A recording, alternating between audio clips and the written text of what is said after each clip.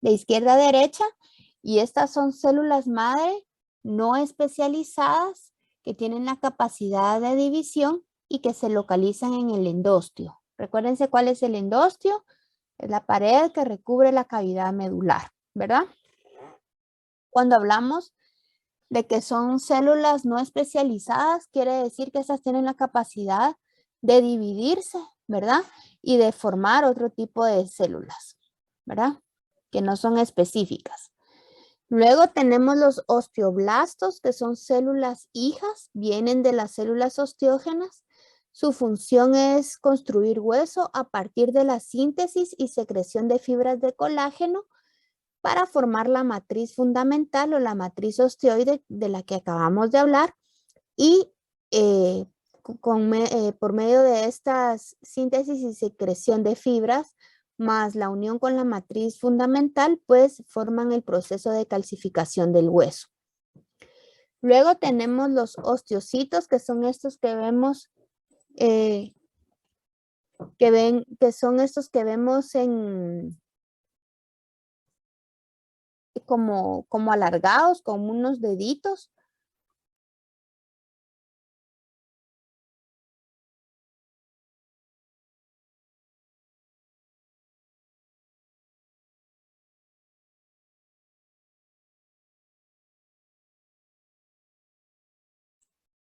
Que vemos estos que son como alargados y tienen unas como manitas, y eso va a ser importante ver esta estructura en forma como de proyecciones que son importantes. Más adelante lo vamos a ver por qué.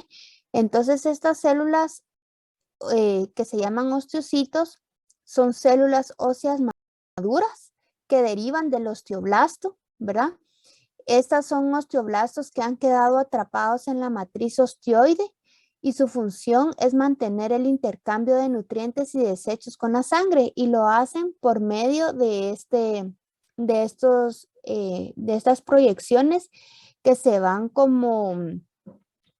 que van alargándose y formando una red con otros osteocitos para que atrapen desechos y nutrientes.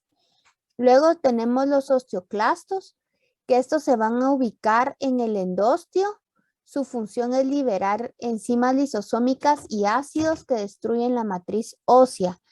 Sin embargo, la destrucción de la matriz ósea es un proceso que se considera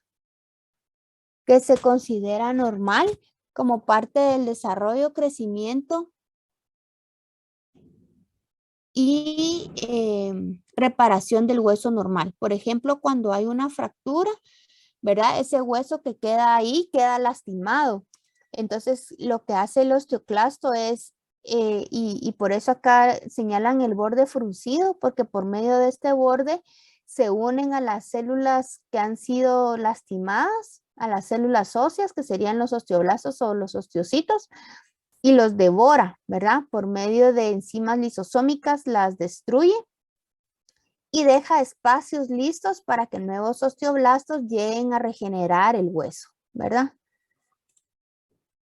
El proceso de mineralización o de calcificación, este es un proceso que se lleva, que lo llevan a cabo estas células óseas, ¿verdad? Por medio de los osteoblastos y los osteocitos. Ahorita lo vamos a ver cómo se lleva a cabo. Entonces, si vemos en este diagrama que tenemos acá, primero lo que va a suceder es que va a haber secreción de moléculas de colágeno y de sustancia fundamental. Eso lo van a llevar a cabo los osteoblastos, ¿sí? Entonces, estos osteoblastos dijimos que eran los encargados de formar el hueso, ¿verdad?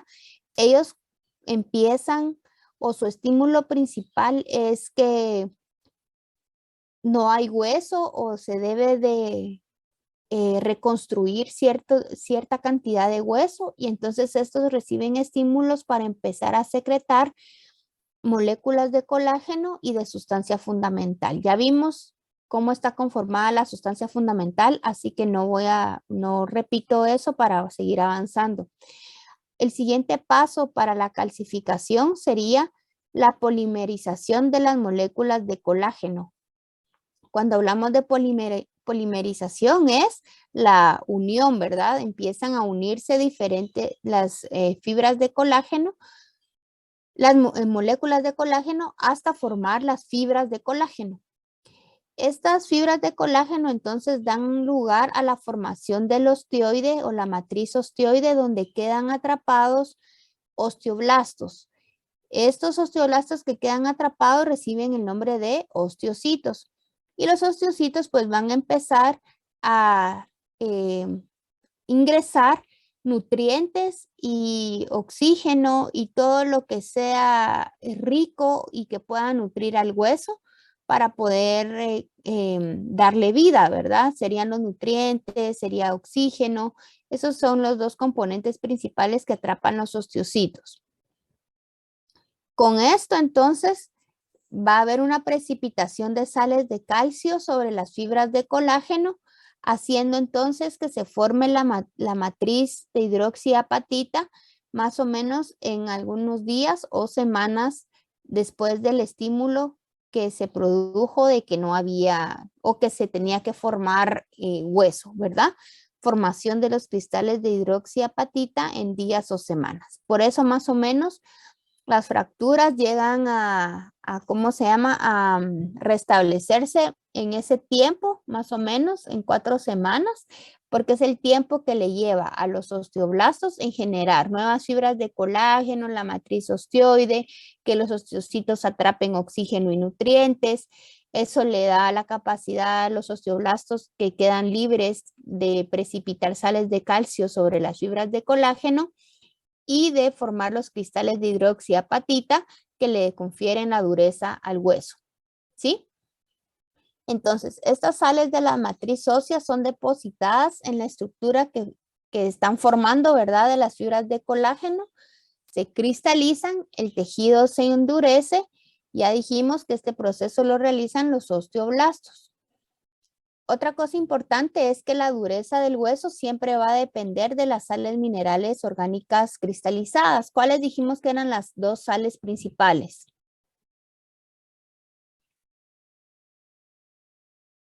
A ver. ¿Cuáles son las dos? Fosfato. Ajá. Fosfato de calcio, hidróxido de calcio, ¿verdad? Fosfato de calcio. Fosfato y calcio. Y la flexibilidad que va a depender de las fibras de colágeno, cuya función es transferir o conferir resistencia a la tensión, es decir, a la oposición, al estiramiento y a la ruptura, ¿sí?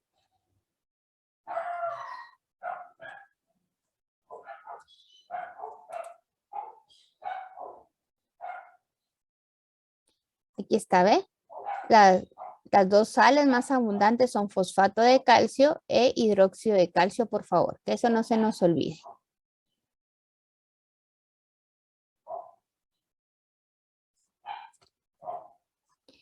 Ahora, los huesos según su tamaño de los espacios que forman pueden estar divididos en dos, ¿verdad? Porque sabemos que los huesos no son completamente sólidos, sino nosotros, imagínense cómo caminaríamos, ¿verdad? Seríamos como un bloque o como una, no sé, como algo totalmente duro que no pudiéramos movilizarnos fácilmente, ¿verdad? Entonces, los huesos van a tener pequeños o diminutos espacios que lo que van a permitir es que se alojen ahí vasos sanguíneos que aportan nutrientes a las células óseas. Como vimos, otros van a almacenar a la médula ósea roja. Era una de sus funciones, ¿verdad? Y según los espacios, el tamaño de los espacios del hueso, pues estas pueden formar tejido óseo compacto o tejido óseo esponjoso. Vamos a ver cada una. Primero veamos el tejido óseo compacto. Tal como su nombre lo dice, va a contener pocos espacios y es el componente más sólido del tejido óseo, ¿verdad? Por eso se llama compacto. Forma el 80% del esqueleto forma la capa externa del periósteo, es decir, de todos los huesos y gran parte de la diáfisis de los huesos largos. Ahí tenemos nosotros la mayor cantidad de hueso compacto. Va a brindar protección y sostén, ayuda a la resistencia de los esfuerzos y tiene unidades que lo conforman de forma como de una forma como de un tronco del árbol. Si vemos aquí como de circunferencias, ¿verdad? Vemos acá como que estuviera partido un árbol, pero eso es lo que le da la resistencia a la tensión, ¿verdad? Y que le da protección y sostén, y estas unidades se van a llamar las ostionas o el sistema de Havers, ¿verdad? Ahorita vamos a ver cada una de estas ostionas cómo están conformadas. Estas están alineadas en la misma dirección y paralelas al eje mayor de la diáfisis del hueso, tal como cortar un tronco, ¿verdad? Y eso permite esas ostionas alineadas en la misma dirección, permiten darle dureza y compactación al hueso. Entonces veamos la ostiona o sistema de Havers. Entonces, vamos a ver después con un dibujo. Solo quiero que entendamos primero o que definamos primero cada una de las partes que conforman las ostionas, ¿verdad? Primero vamos a tener un conducto central en donde se disponen laminillas de forma concéntrica, como vimos en las fotos. Estas laminillas concéntricas van a estar compuestas por matriz osteoide y van a rodear una red de vasos sanguíneos, vasos linfáticos y nervios.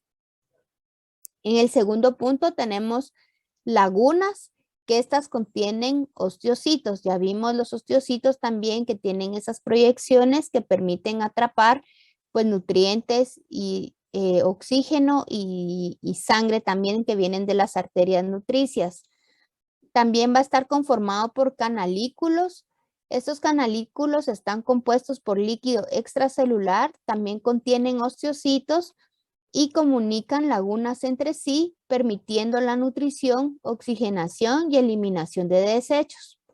Luego tenemos laminillas intersticiales que están conformadas por lagunas y canalículos y son fragmentos de ostionas destruidas durante la reconstrucción del hueso, pero que han quedado ahí como vestigios y que esos vestigios le dan dureza también al hueso. Luego tenemos los canales perforantes o canales de Bowman, que estos permiten la entrada de los vasos sanguíneos, linfáticos y nervios para que penetren el hueso compacto, ¿sí? Entonces estos canales perforantes, como lo vamos a ver en la imagen más adelante, permiten el ingreso de vasos sanguíneos, linfáticos y nervios del periósteo hacia el hueso compacto. Y luego tenemos las laminillas circunferenciales que revisten al periósteo, aparecen durante la formación inicial del periósteo y vamos a tener laminillas circunferenciales externas para revestir el periósteo externo y laminillas circunferenciales internas para recubrir el periósteo interno. En esta imagen vemos cada una de las estructuras que acabamos de ver. Vemos acá primero, donde les voy a señalar ahorita, permítanme solo.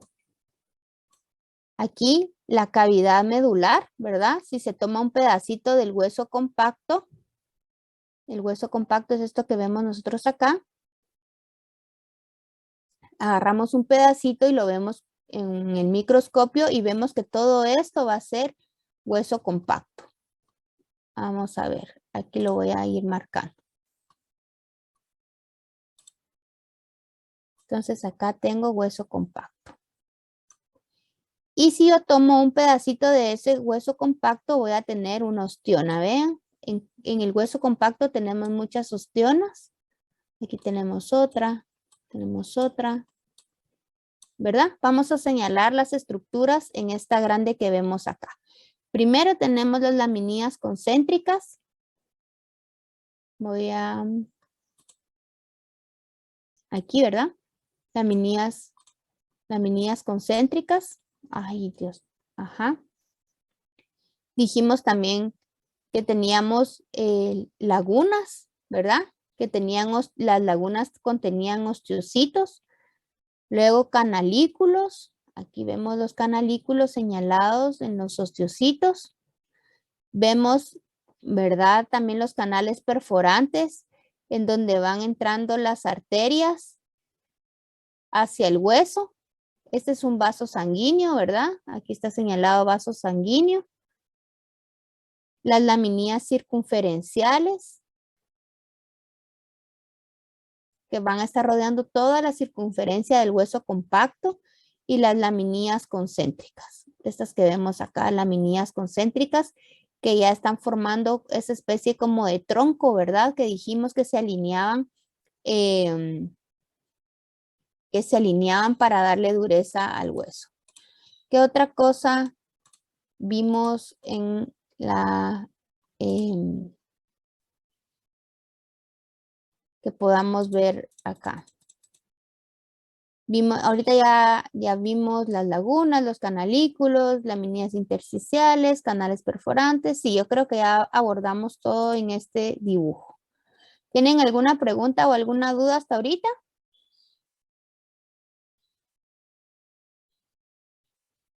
Por el momento no.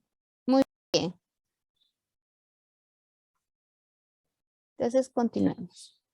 Ya vimos a la parte más sólida del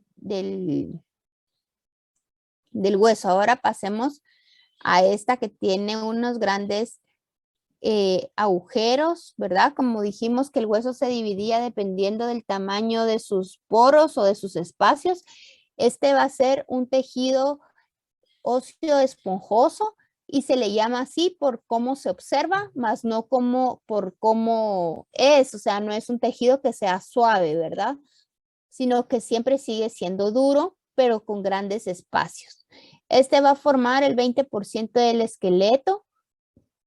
Permite a los huesos resistir esfuerzos y transferir fuerzas sin romperse. Consta de laminías formando una red irregular llamadas trabéculas, las cuales sirven como reservorio y protección de la médula ósea roja. Las trabéculas son estos espacios que vemos acá, en donde se almacena médula ósea roja. ¿Sí? También van a almacenar médula ósea amarilla en los huesos largos principalmente. Y a diferencia del tejido compacto, bueno, el tejido compacto también está en los huesos irregulares, huesos largos, en todos los huesos, pero la mayor parte de los tejidos, la mayor parte del tejido de los huesos cortos, planos e irregulares van a estar formados por tejido esponjoso, la mayoría, ¿verdad? Tienen en su mayor composición tejido óseo esponjoso. Es liviano, lo que va a permitir que el peso total del hueso se reduzca y a su vez esa reducción facilita el movimiento cuando se mueve el músculo, ¿verdad? Si no, como habíamos dicho, seríamos un saco de cemento que no podríamos ni movernos. Entonces, estos huesos, al ser un poco, ¿verdad? No son totalmente livianos, van a permitir ese movimiento o esa facilidad de movimiento. En el tejido esponjoso de los huesos de la cadera, de las costillas, del esternón, de las vértebras y epífisis de los huesos largos, es donde vamos a tener mayor cantidad de médula ósea roja y es donde se produce la hematopoiesis, ¿sí? Entonces, repitamos, en las estructuras que son cadera, costillas, esternón, vértebras, epífisis de los huesos largos, es donde más se acumula médula ósea roja y por lo tanto donde más se produce la hematopoiesis. Si nosotros vamos a decir que es donde más se produce la hematopoiesis, es decir, donde vamos a tener más cantidad de células rojas, células blancas y plaquetas, ¿sí? Por eso, muchas de las funciones que sirven para sacar células ¿cómo se llama esto? Para trasplantes de médula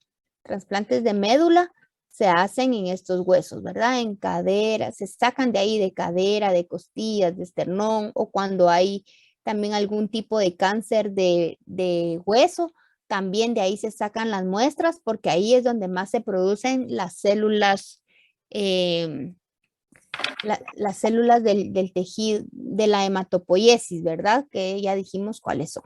Entonces aquí les voy a dejar una tarea que es leer vasos sanguíneos y nervios de los huesos. Es un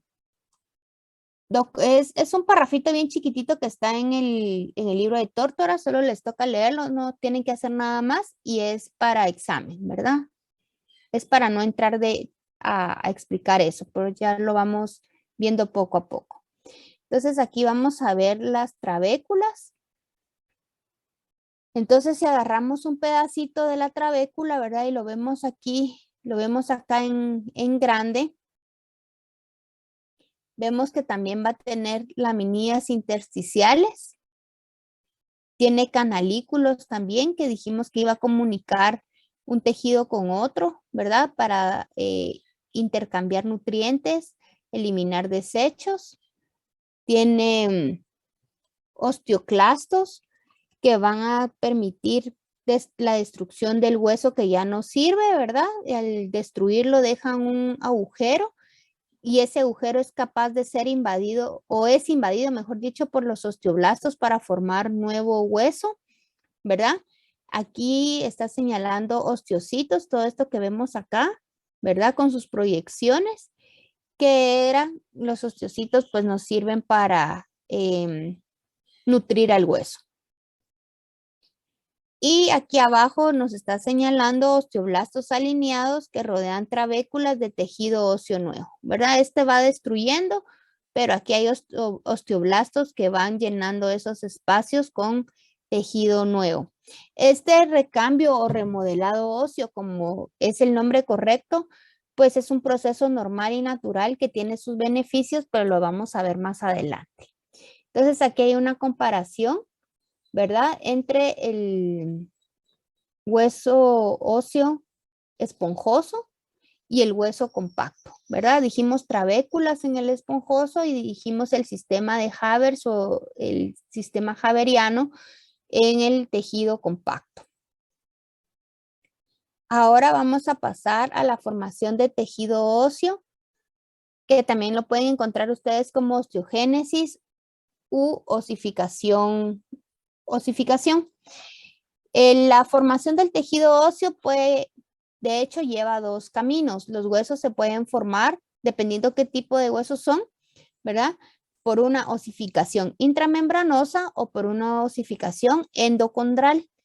En osificación intramembranosa, el hueso se va a formar directamente a partir del mesénquima. El mesénquima, pues sabemos, ya ustedes lo vieron en su hoja de trabajo de tejidos, que es uno de los tejidos que da origen, ¿verdad? Al tejido conectivo, a los demás tipos de tejidos, ¿verdad? Entonces el mesénquima forma el hueso directamente, ¿verdad? Y los huesos que se forman a partir de esto, los más comunes que se forman a partir de la osificación intramembranosa son los huesos planos del cráneo, los huesos faciales, la mandíbula, la clavícula y los huesos del cráneo fetal cuando aún son blandos, ¿verdad? Cuando no han terminado todavía de cerrarse las fontanelas y todavía los huesos son muy livianos.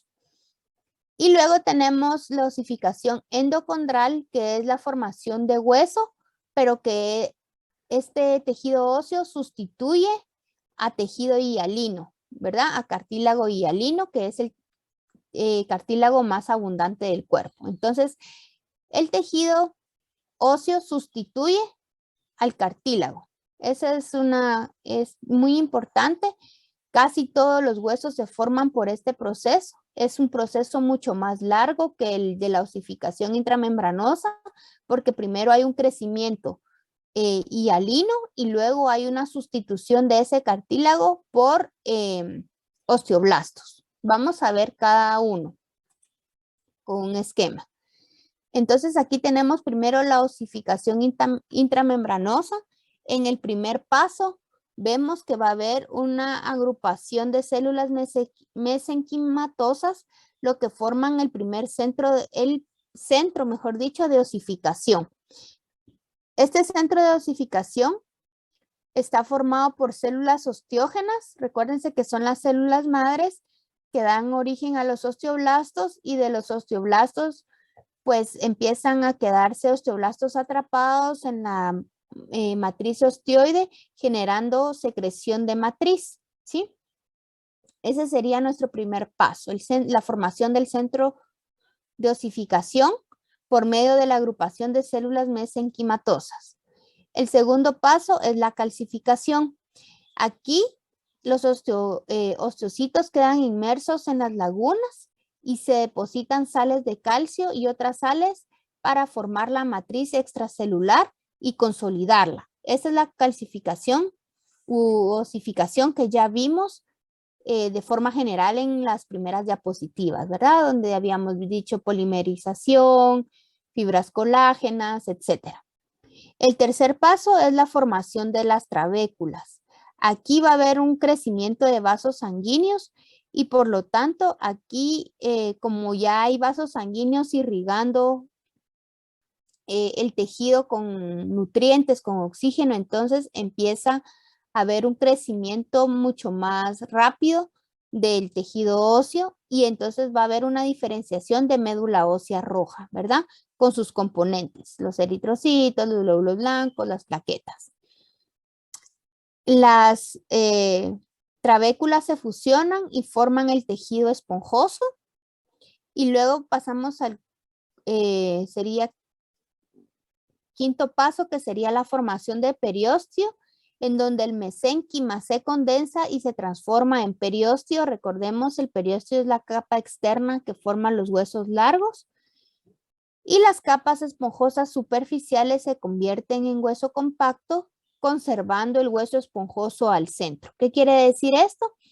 Que el hueso siempre se va a formar desde el centro hacia la periferia, conservando el tejido esponjoso en el centro, ¿verdad? Por medio de la fusión de las trabéculas hacia la formación del periósteo con la condensación del mesénquima y formando entonces la capa externa que rodea al hueso. Veámoslo un poco más paso por paso, ¿verdad? Un poco más definido o específico. Primero tenemos en el paso 1, ¿verdad? El centro de osificación. Aquí, el centro de osificación. Vemos un osteoblasto, vemos las fibras de colágeno, ¿verdad? Vemos que se están formando, aquí están las señaladas las células mesenquimatosas y entonces se empieza a formar la matriz osteoide, ¿sí? Luego pasamos al paso número 2, que es la calcificación. Entonces aquí vemos osteocitos que han quedado atrapados en la matriz y miren, cada uno se comunica entre sí para nutrir al hueso, ¿verdad? Que dijimos que intercambiaban nutrientes, eliminaban productos de desecho y también intercambiaban oxígeno y otras sales para formar la matriz osteoide, ¿verdad? Entonces aquí está mi matriz osteoide recientemente calcificada. Vemos osteoblastos, osteocitos que son osteoblastos que han quedado inmersos o inactivos, ¿verdad? Que su función es nutrir y conferir oxígeno y nutrientes, etcétera. En el paso 3 vemos que ya hay una condensación del mesénquima. La condensación del mesénquima es para formar el periósteo, ¿verdad? La pared o la capa más externa del hueso. Vemos también que ya se forma un centro primario de oxigenación por medio de la arteria nutricia, vasos sanguíneos. Hay condensación de las trabéculas formando el hueso esponjoso y vemos también cómo empiezan a nutrir otras arterias al hueso.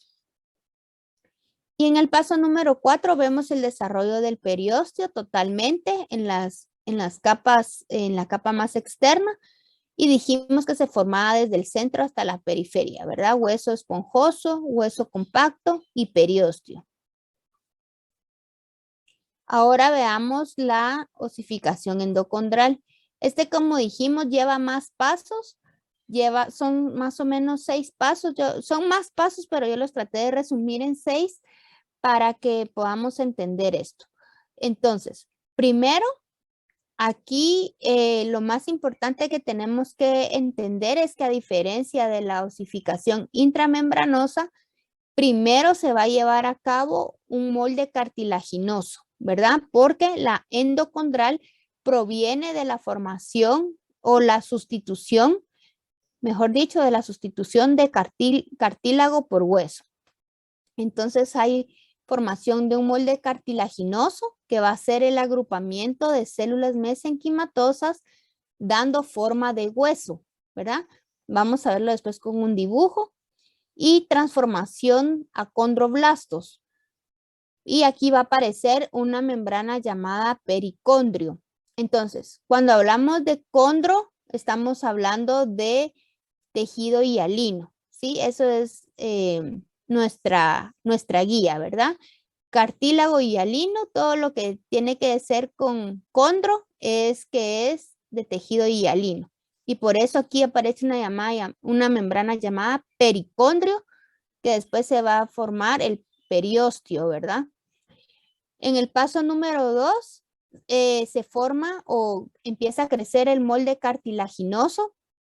Los condroblastos quedan algunos atrapados y pasan a ser condrocitos con las mismas funciones que ya vimos de nutrir al hueso. Ahorita no sería el hueso, sino el cartílago, ¿verdad? El molde se alarga para formar el crecimiento intersticial del hueso largo. Cuando hablamos de crecimiento intersticial es crecimiento a lo largo y el crecimiento por aposición es a lo ancho, ¿verdad? Y esto se va a lograr incorporando matriz extracelular en la periferia del molde. Aquí se va a formar el primer centro de osificación primario, en donde la mayor parte del cartílago empieza a ser reemplazado por tejido óseo. ¿Cómo se da esto? Pues porque las células osteógenas o las células madres empiezan a diferenciarse en osteoblastos y empiezan a formar trabéculas de tejido esponjoso. Luego aparece la cavidad medular. Aquí los osteoclastos destruyen trabéculas recién formadas y entonces queda esa cavidad, ¿verdad? Y la mayor parte de la diáfisis va a ser reemplazada por hueso compacto. A continuación se forma el centro de osificación secundario, en donde van a haber ramas de la arteria epifisiaria que ingresan a la epífisis. Esto permite el crecimiento que va desde el centro de la epífisis hacia el exterior sin destrucción de hueso trabecular. En el paso número 6 hay formación de cartílago articular y la placa epifisiaria, y el cartílago hialino de la epífisis se transforma en cartílago articular. Recuérdense que las epífisis proximal y distal en sus puntas, ¿verdad? O en sus extremos tenían cartílago articular, ¿sí? Que ya vemos que ese cartílago articular proviene de cartílago hialino que ha sido sustituido por cartílago articular. Veámoslo con un esquema. Primero, entonces, se forma el cartílago hialino, ¿verdad? Que forma una especie de molde. Este es el desarrollo del molde cartilaginoso, es decir, el molde es como la estructura que le va a ir dando forma al hueso largo, ¿verdad? Aquí tenemos ya, podemos identificar epífisis proximal, epífisis distal y diáfisis. Solamente estas tres, aquí todavía no tenemos metáfisis. Tenemos pericondrio, ¿verdad? Que es, que va a ser el pericondrio, lo que va a dar origen al cartílago. Luego tenemos matriz no calcificada y matriz calcificada. Ya aquí se empieza a dar el crecimiento del molde cartilaginoso. Dijimos que crecía en espesor a lo largo, ¿verdad? A lo largo, cuando hablábamos de crecimiento intersticial, y a lo ancho cuando dijimos crecimiento por aposición, ¿verdad? Entonces aquí les voy a anotar. Si quieren les anoto.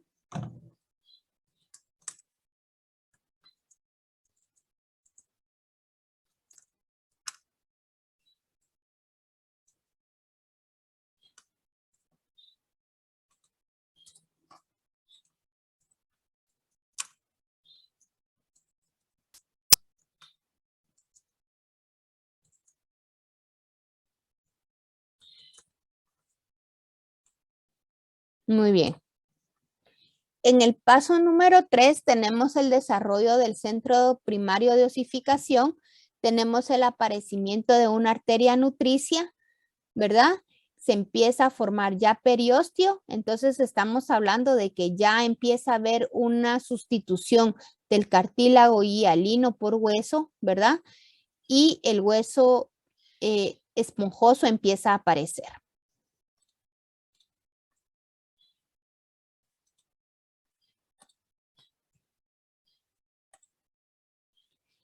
Luego, si vemos acá, esto ya tiene más forma de hueso, ¿verdad? Tenemos el desarrollo de la cavidad medular, que es esto que estamos señalando, es la parte de atrás, la cavidad medular. Vemos arteria y vena nutricia ya como tal, formada irrigando todo el hueso. Tenemos periósteo, hay matriz calcificada. Tenemos aquí matriz no calcificada, que es lo que va a formar el cartílago articular. Vamos a tener aquí en el paso 6 un segundo centro de osificación que está en donde se empieza a formar también una arteria y una vena, pero esta ya no es nutricia, sino son epifisiarias que le van a irrigar sangre, nutrientes a las epífisis, ¿sí? Y vemos aquí cómo se forma el cartílago articular. Se forma la placa epifisiaria. Aquí ya vamos viendo en la primera parte, en el primer centro de osificación, no teníamos epífisis, solo diáfisis metáfisis no teníamos. Aquí ya va a ir formándose la metáfisis, que dijimos que era la unión entre epífisis y diáfisis, ¿verdad? Formación de cartílago articular y la placa epifisiaria. Esto es importante, la placa epifisiaria, porque nos dice muchas cosas acerca de nuestro crecimiento, como lo vamos a ver más adelante. Esta placa epifisiaria es la responsable del alargamiento de los huesos. Muy bien, no sé si tienen alguna pregunta o duda hasta ahorita.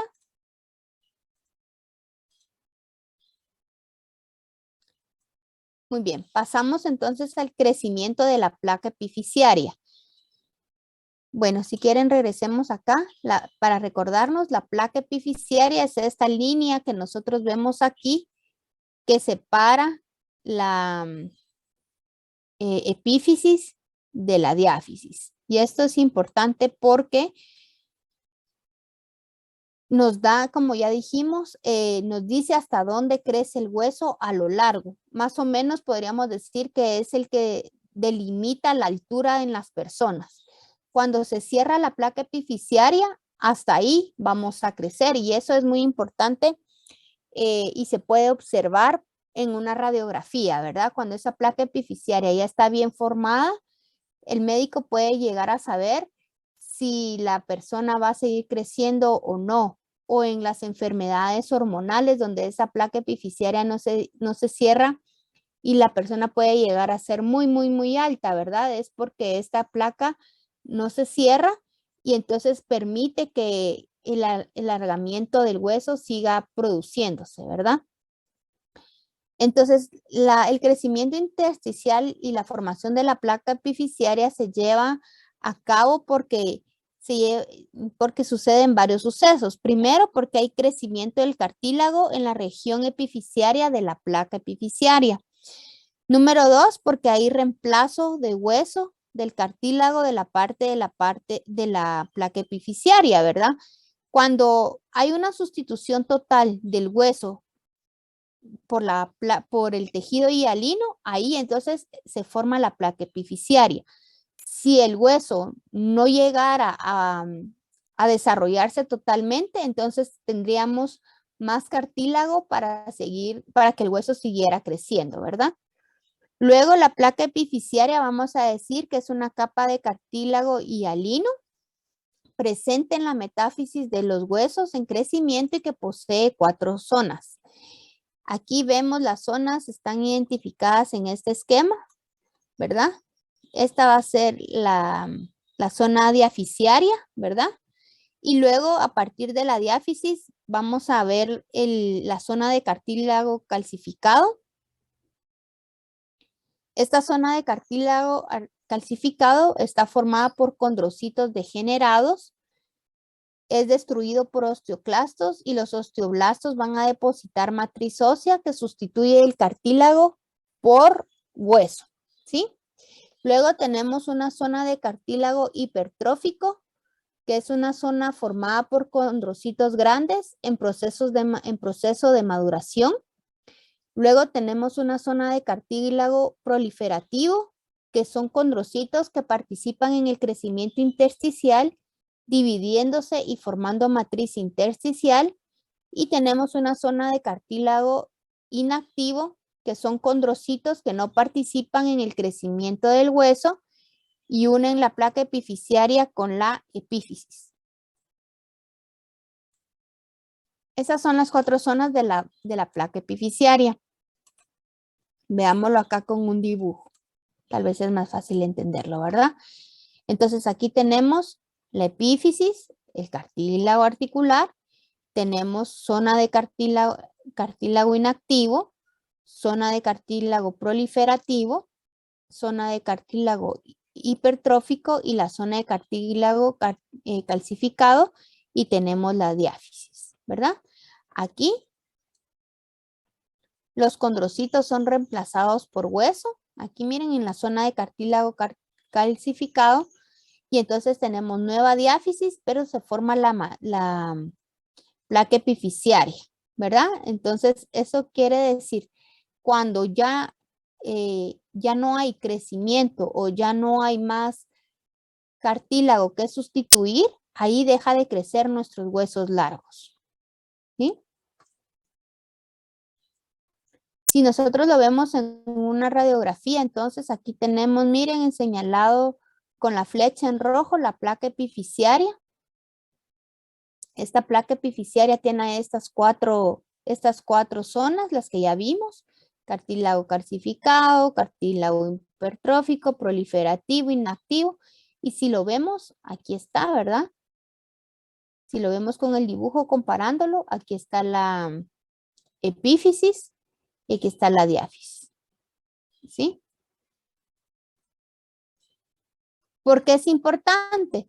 Pues alrededor de los 18 a los 21 años la placa epifisiaria se cierra. ¿Qué quiere decir?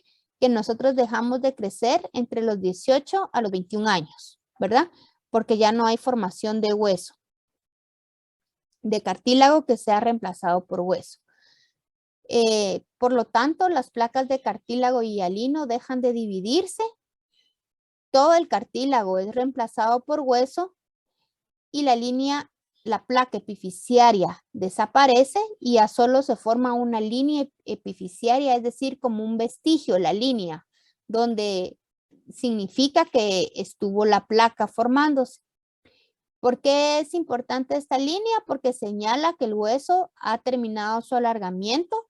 También puede determinar la edad ósea, porque lógicamente si sabemos que entre los 18 y los 21 años esta placa se cierra y se forma la línea epifisiaria, entonces se puede calcular qué edad tenía la persona cuando encuentran las osamentas, por ejemplo, ¿verdad? Que encuentran huesos enterrados o que hacen excavaciones, entonces pueden calcular más o menos la edad de la persona a partir de si está la línea ya formada o todavía hay una placa epifisiaria, ¿verdad? Que no se ha cerrado, pueden calcular que la persona todavía estaba en crecimiento.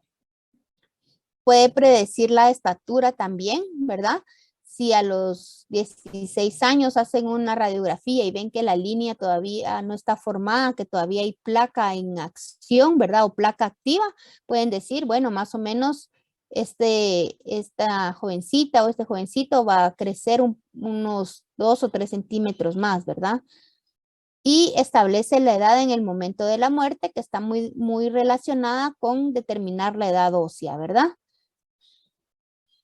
No sé si tienen alguna pregunta o duda hasta ahorita.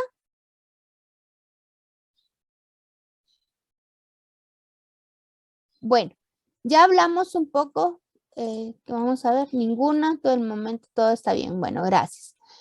Ahora ya hablamos un poquito del crecimiento óseo por intersticial o longitudinal y el crecimiento por aposición, pero lo vamos a ver más a detalle.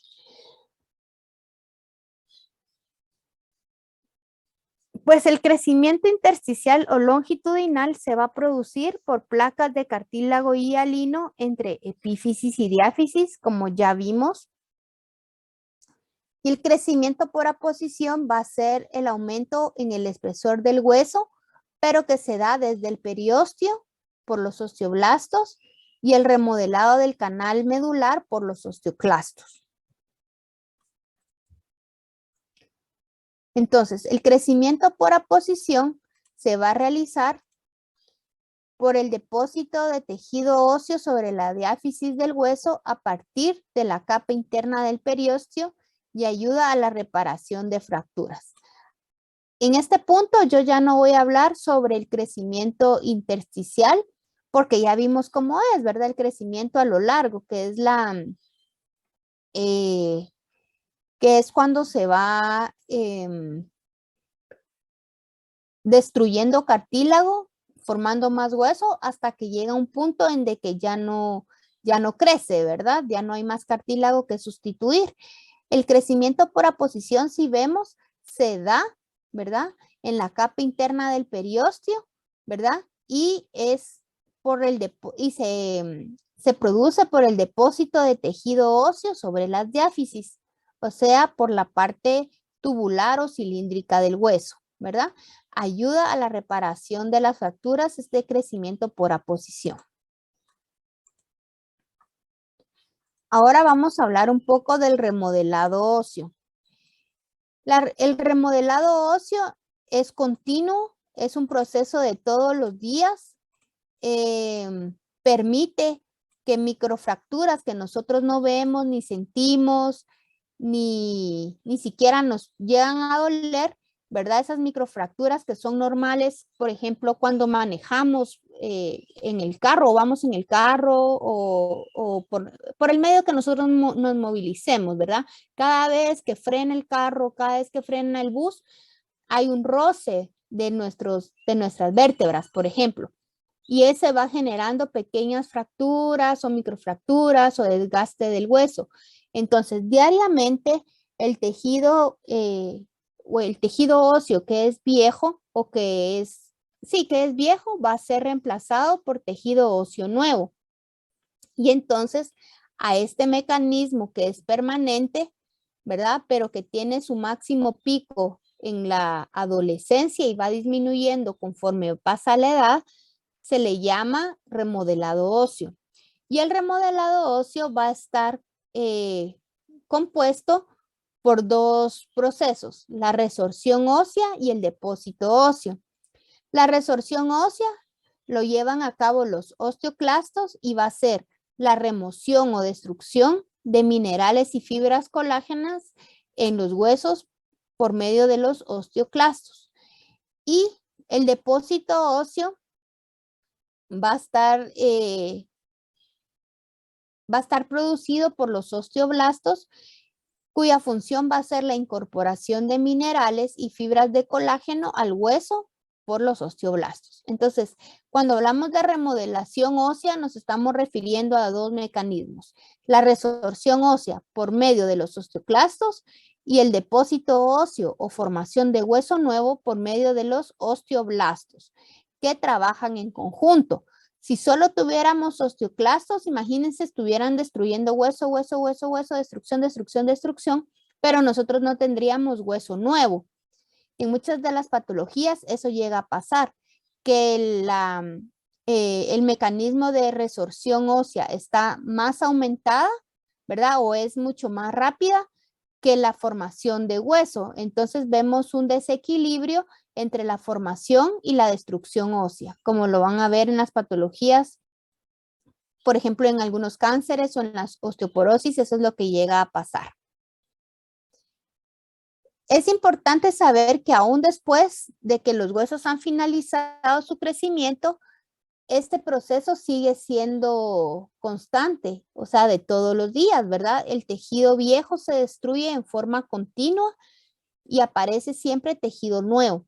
Como dijimos, que tenemos una edad pico, ¿verdad? O una curva pico en donde más adolescentes y jóvenes, este remodelado óseo se va haciendo cada vez más rápido, mientras conforme pasa la edad vamos disminuyendo esa capacidad de remodelado óseo y por eso hay más propensión conforme avanza la edad a fracturas, microfracturas y a presentar osteoporosis, osteopenia y otro tipo de enfermedades.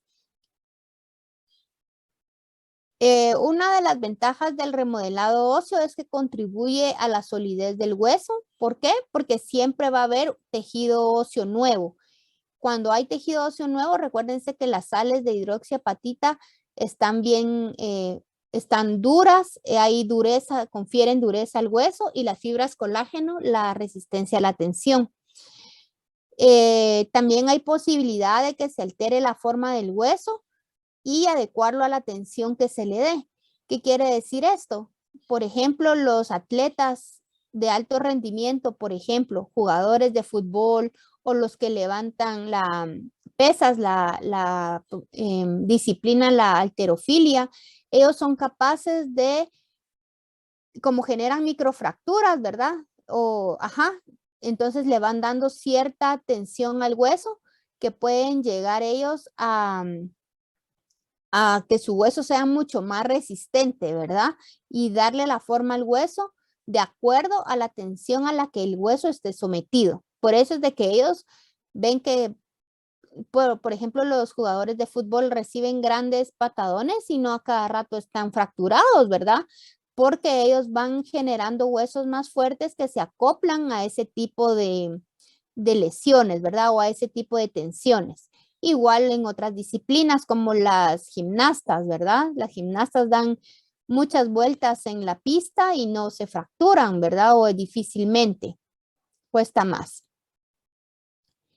¿Qué factores afectan el crecimiento y el remodelado óseo? Bueno, primero el consumo inadecuado de minerales, ¿verdad? Mientras más calcio y fosfato nosotros podamos consumir, más calidad de hueso tendremos porque estos van a ser minerales capaces de formar huesos más duros.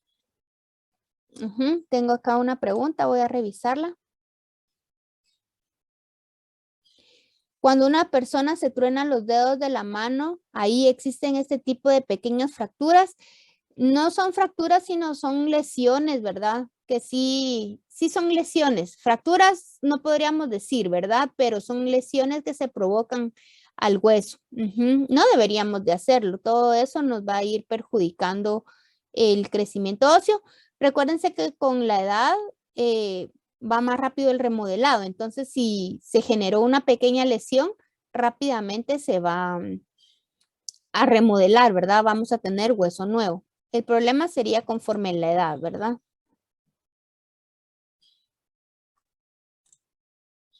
¿Tienen otra pregunta? Muy bien. Entonces, otras vitaminas que son necesarias para que nos ayudan al crecimiento y a la remodelación. Vitamina A. ¿Por qué? Esta va a estimular la formación de nuevos osteoblastos. Luego tenemos la vitamina C para la síntesis de fibras de colágeno. La vitamina D para la absorción de calcio, de vitamina K y vitamina B12 para síntesis de proteínas. Y también tenemos algunas hormonas como las hormonas de los factores del crecimiento que van a estimular la producción de osteoblastos, promover la división celular en la placa epifisiaria y periósteo y estimular proteínas del hueso. Y luego tenemos las hormonas tiroideas como la T3 y T4 que estimulan también a los osteoblastos y las hormonas sexuales que vemos que están implicadas en el crecimiento intersticial entre hombres y mujeres, ¿verdad? Por lo regular, los hombres son más altos que las mujeres, ¿verdad? Crecen un poco más, ¿verdad? Por la intervención de la testosterona y otras hormonas sexuales en la formación de hueso. Otro factor muy importante es el ejercicio físico. ¿Cuántos de aquí hacen ejercicio? Algo en su casa, no precisamente ir al gimnasio, salir a correr, hacen bicicleta o salen a caminar, a nadar. ¿Cuántos de acá lo hacen? Nicole, Alejandro, qué bien. Dulce también, Andrés. Ay, qué bueno, miren, bastantes. Excelente. Pues déjenme decirles de que el ejercicio les va a ayudar porque aumenta y mantiene la densidad ósea. También estimula la formación de nuevos osteoblastos. Quiere decir que mientras más ejercicio hagamos, más fuerte van a ser nuestros huesos y por eso es que se aumenta y mantiene la densidad ósea. Entonces, todos los deportistas tienen unos huesos muy fuertes que va a ser más difícil que sufran fracturas o que sufran cualquier otro tipo de lesión. Esto cuando hablamos de las vitaminas necesarias y el adecuado consumo de minerales, pues lo podemos ver en nuestros niños desnutridos, ¿verdad? ¿Han visto fotos de niños desnutridos? ¿Cómo se les miran sus huesitos? Son niños que crecen chaparritos, son niños que tienen poco desarrollo, digamos no mental, porque eso ya nos vamos a meter en otro tema, pero que vemos a niños que no crecen, ¿verdad? También la media de Guatemala son niños chaparros. Entonces, porque son niños que no comen bien, no tenemos adecuada nutrición, no hay un requerimiento adecuado de vitaminas, ¿verdad?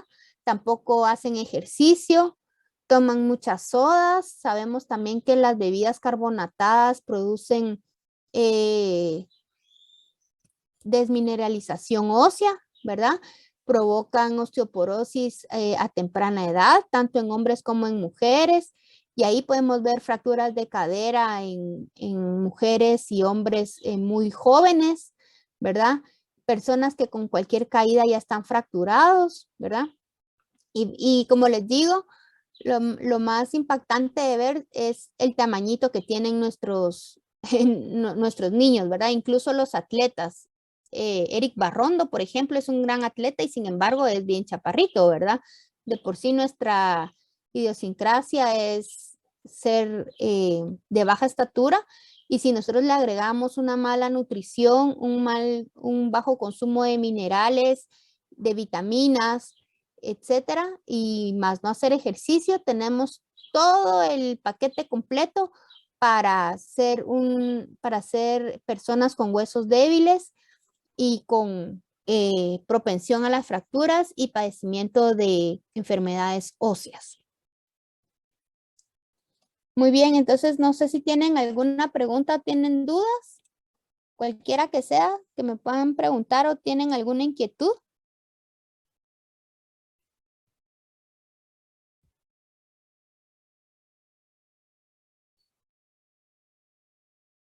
¿No? ¿Está todo claro? Entonces, como está todo claro, vamos a tener un receso de 5 minutitos a las 1:30 para que puedan empezar el laboratorio antes. Yo ya terminé mi clase por el día de hoy. La otra semana, por favor, el capítulo 79, donde vamos a ver el control hormonal del calcio y del fosfato, ¿sí? Por esta semana no tenemos ninguna tarea que hacer, pero sí, por favor, les pido que lean su capítulo que les estoy dejando. Está bien, Lick, gracias. No, el 79 de Goitom. Capítulo 79 de Goitom. Ahorita les paso la asistencia también. Una pregunta. Dígame. Recuerdo que mencionó también sobre leer sobre una pequeña sección, no sé si era de Tórtora. Ah, sobre- sí, en Tórtora está el documento de arterias y venas óseas, epifisiarias, deficiarias, etcétera. Ok,